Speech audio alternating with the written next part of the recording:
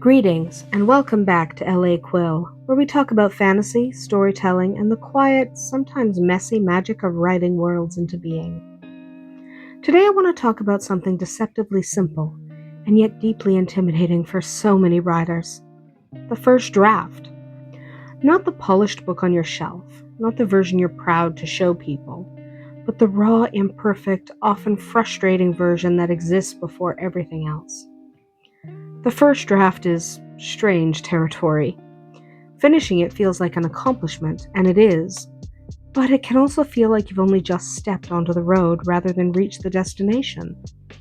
Many writers expect relief, joy, or even triumph when they type those final words, and sometimes what they feel instead is exhaustion, doubt, or a quiet realization that the real work has only just begun.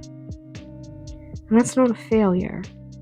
That's exactly what the first draft is meant to be. There's a misconception that writing should always be fun.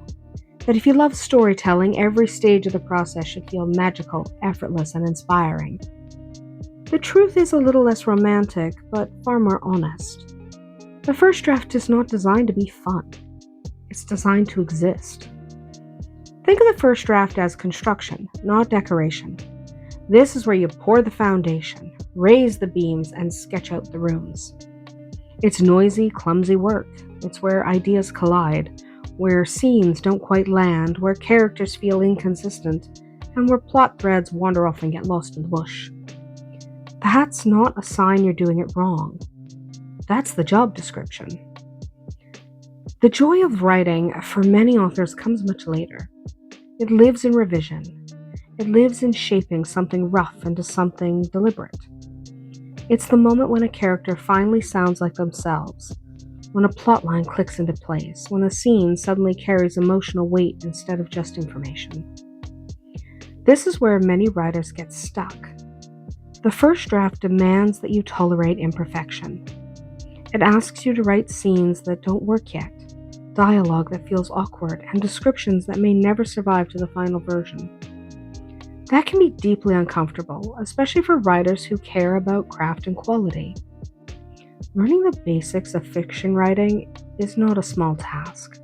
Structure, pacing, point of view, character motivation, tension, these are complex skills that take time to develop.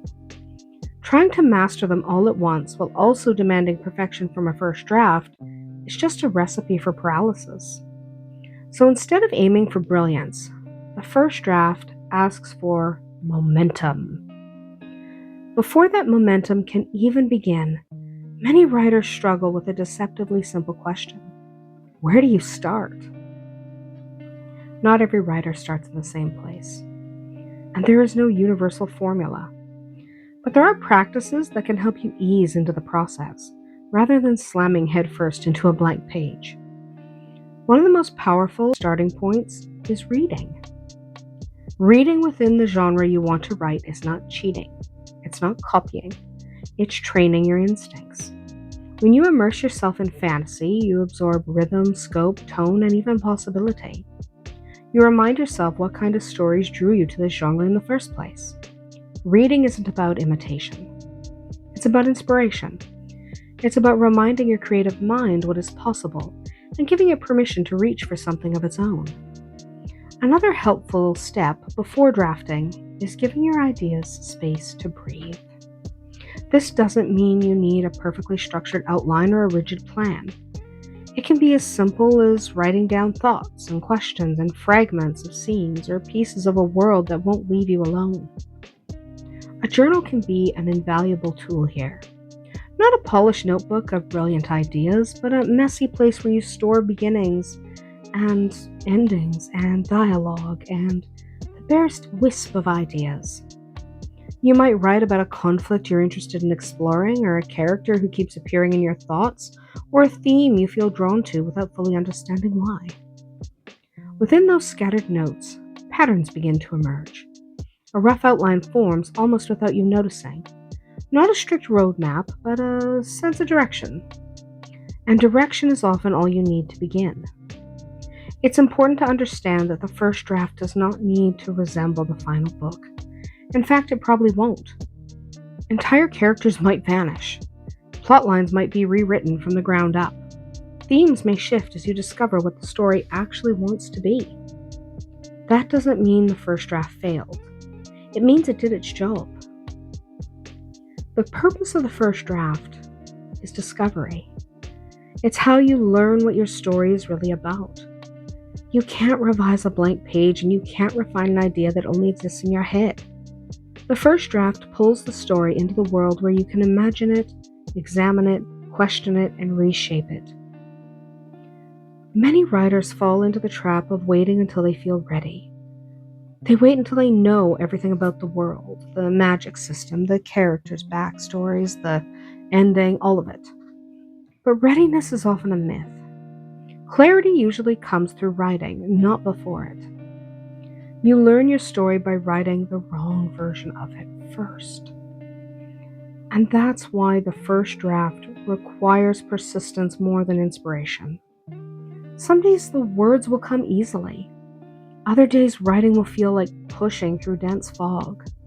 The key is continuing anyway, without stopping to judge every paragraph as it appears on the page.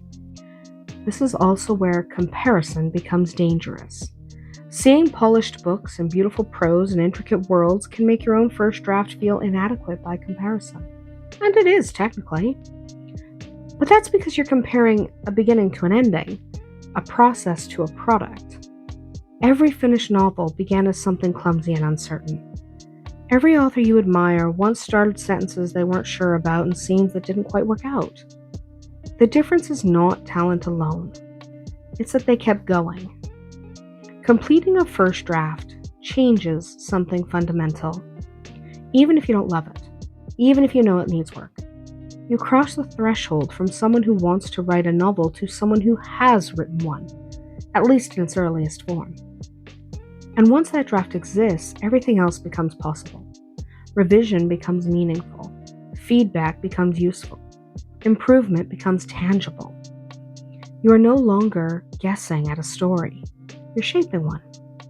There's no single correct way to write a first draft. Some writers outline heavily. Others discover the story as they go. Some write quickly and revise later. Others move slowly, building scene by scene.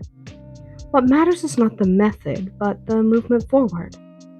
Because if you never get through the first draft, the story never gets the chance to become anything more.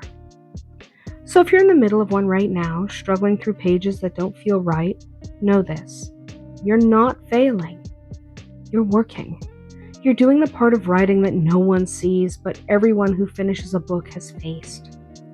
And if you're standing at the beginning, unsure of how to start, let go of the pressure to do it perfectly. Read. Write messy notes. Follow the thread that interests you most. Allow the first draft to be exactly what it needs to be.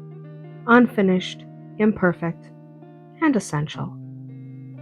And that's our tale from L.A. Quill today. Share what part of the first draft process you struggle with most in the comments below. Until next time, may your stories always be magical.